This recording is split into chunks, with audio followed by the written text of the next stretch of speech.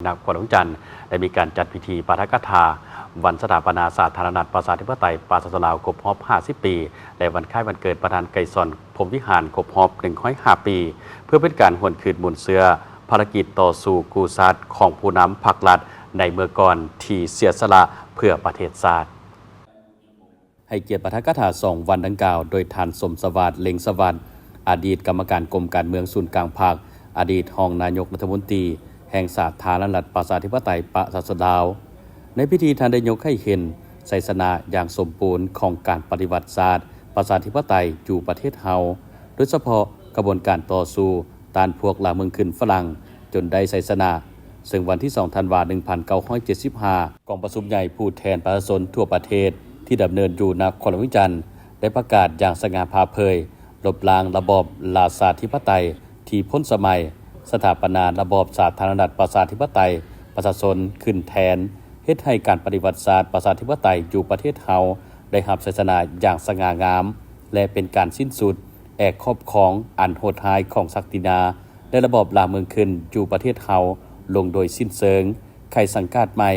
สังกัดแห่งความเป็นเอกราชอิสระภาพและก้าวขึ้นสังคมนิยมของชาติลาวเฮาแม้นชัยชนะอันเป็นประวัติศาสตร์ที่มีความหมายยิ่งใหญ่เป็นมากผลรวมยอดแห่งการต่อสู้ปฏิวัติที่เต็มไปด้วยความเสียสละความยากลำบากตลอดระยะหลาย10 ปีของประชาชนเฮา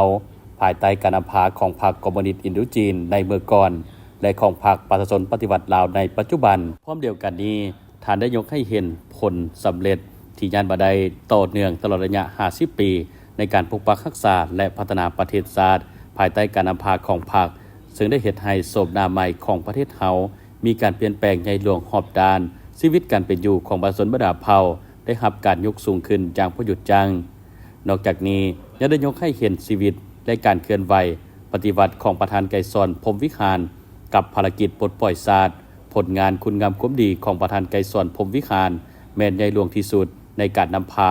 ภารกิจต่อสู้ปลดปล่อยชาติปกปักรักษาและสร้างสรรค์พัฒนาประเทศชาติซึ่งวันเกิดประธานไกรสอนพรหมวิหารปีนี้แม้นครบรอบ105 ปี